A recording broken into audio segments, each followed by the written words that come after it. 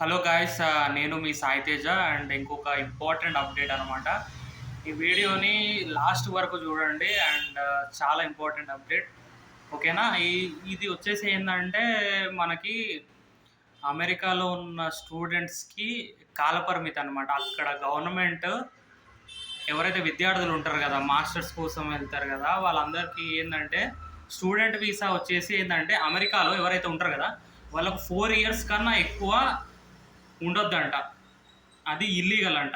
ఎందుకంటే చాలా రూల్స్ అయితే చాలా స్ట్రిక్ట్ చేసిర్రు అక్కడ. మెయిన్ ఇదేంటంటే J1 కేటగిరీకి సంబంధించిన వాళ్ళకి ఈ ని ఈ నిబంధన అనేది వర్తిస్తుందంట.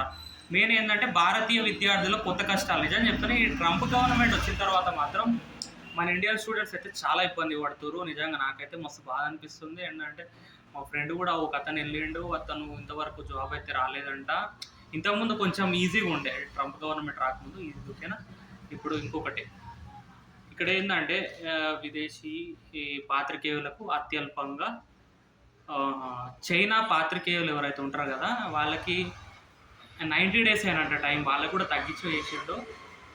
అది ఇప్పుడు ఏంటంటే ఎలాంటి డాక్యుమెంట్స్ లేకుండా వస్తారు కదా వాళ్ళు. వాళ్ళని ఏంటంటే ఎలాంటి డాక్యుమెంట్స్ లేకుండా అమెరికన్ కంట్రీలో వచ్చిన వాళ్ళకి వాళ్ళు ఏంటంటే ఆ అమెరికన్ గవర్నమెంట్ ఏం చేస్తుందంటే వాళ్ళు అక్రమంగా చొరబడ్డరు అని చెప్పేసి ఈ కఠిన నిబంధనలు తీసుకొస్తుందంట. ఏంటంటే కొంతమంది ఇల్లీగల్గా డాక్యుమెంట్స్ లేకుండా రావడం వల్ల ఇది మన ఇండియన్ స్టూడెంట్స్ మీద కూడా చాలా ఇంపాక్ట్ చూపిస్తుంది. ఇంకొకటి విదేశీ విద్యార్థులను ఇష్టారీతిన పరిమితికి మించి ఎక్కువ కాలం తమ గడ్డపై ఉండనివ్వబోమని అమెరికా ప్రభుత్వం చెప్తుంది. వీడేంద్ర నాయన ఇట్లా పగబట్టాడు మన మీద, నాకు అర్థమవుతలేదు. విదేశీ విద్యార్థులను ఎక్కువ కాలం ఉండనియరంట. టాలెంట్ ఉండాలి. ఇప్పుడు టాలెంట్ ఉన్న వాళ్ళు ప్రపంచంలో ఏ మూలకు పోయినా చేసుకోవచ్చు జాబ్. అది మన భూమి మీద ఎవరికైనా బతికే హక్కు ఉంది కదా. టాలెంట్ ఎప్పుడు అబ్బసొత్తు అయితే కాదు.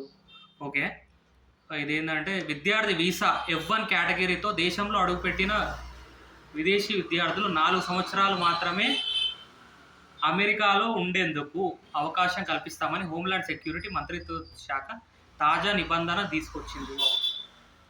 హోంల్యాండ్ సెక్యూరిటీ మంత్రిత్వ శాఖ అంట.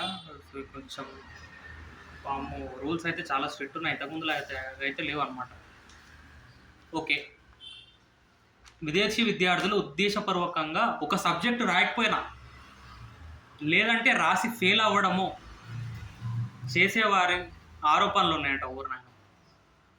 ఓకే, ఆ కోర్సు లేదో పరిశోధన పూర్తయ్యేదాకా వీసా గడువు పొడిగించాలని సంబంధిత విద్యా సంస్థ లేదా ఉన్నతాధికారి నుండి అనుమతి పొంది నెలల తరబడి అదనంగా అమెరికాలో తిష్ట వేస్తున్నారని ఆరోపణలు ఉన్నాయి. సార్ గైస్, ఇక్కడ ఏంటంటే కొంతమంది చేసిన తప్పున వల్ల మన జెన్యున్గా ఎవరైతే అమెరికాలో ఉంటారు కదా వాళ్ళకి చాలా ఇబ్బంది అవుతుంది అనమాట. చూడండి అక్కడ వాళ్ళు చెప్పిండు కదా, అది ఇలాంటి వాటికి తావు లేకుండా వీసాతో అమెరికాలో అడుగుపెట్టిన సరిగ్గా 4 ఏళ్ల తర్వాత స్వదేశం తిరిగి వెళ్ళిపోవాల్సిందేనంట. పక్కా స్పష్టం చేసింది. విదేశీ అంతర్జాతీయ జర్నలిస్టులు సైతం ఐ కేటగిరీ వీసాతో విదేశీ జర్నలిస్టులు అంట వాళ్ళైనా సరే ఇది వాళ్ళకు కూడా వర్తిస్తుందంట. ఐ కేటగిరీ వీసాతో అమెరికాకు వస్తే ఇకపై గరిష్టంగా 240 days మాత్రమే ఇక్కడ ఉండొచ్చు. వాళ్ళకు కూడా ఓన్లీ 240 days ఉండాలంట విదేశీ జర్నలిస్టులు ఎవరైతే వస్తారు కదా. ఓకేనా? చైనా జర్నలిస్టులకు మరీ దారుణంగా 90 days. ఓకే, సాంస్కృతిక సంబంధాలు కేటగిరీలో J1 వీసాతో అమెరికాలో అడుగుపెట్టి విశ్వవిద్యాలయంలో సేవలు అందించే పరిశోధకులు, విద్యావేత్తలు తదితర సైతం 4 ఏళ్ల కాల వరకు. ఇప్పుడు రీసెర్చర్స్ ఉంటారు ఎవరన్నా, మళ్ళీ విద్యావేత్తలు ఉంటారు అండ్ వాళ్ళకు కూడా 4 years వరకేనంట ఛాన్స్.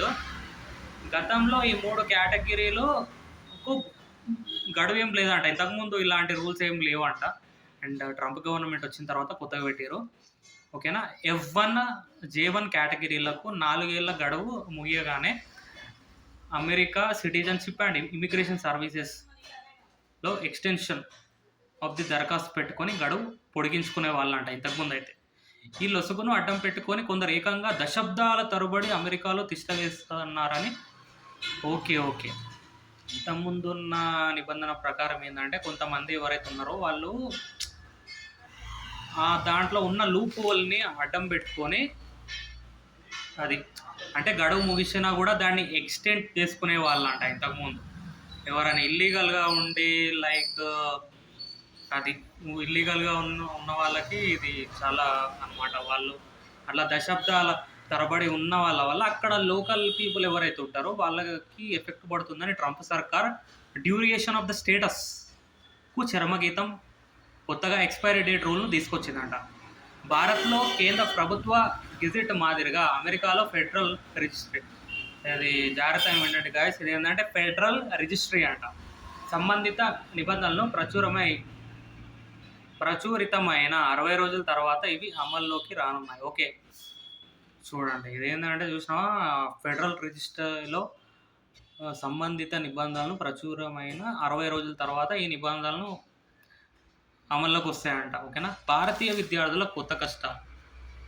అబ్బా పాపం, నిజంగా నాకు కూడా బాధ అనిపిస్తుంది. ఎందుకంటే నేను కూడా ఒక ఇండియన్నే కదా, మన వాళ్ళు అక్కడ కష్టాలు పడుతుంటే.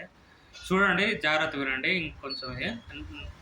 ఇంకా మిగిలింది ఏంటంటే 1990స్లో తొలి నాళ్లలో నుండి అమల్లో ఉన్న పాత నిబంధనలను తొలగించి కొత్త నిబంధన తీసుకొస్తే ఏమవుతుంది?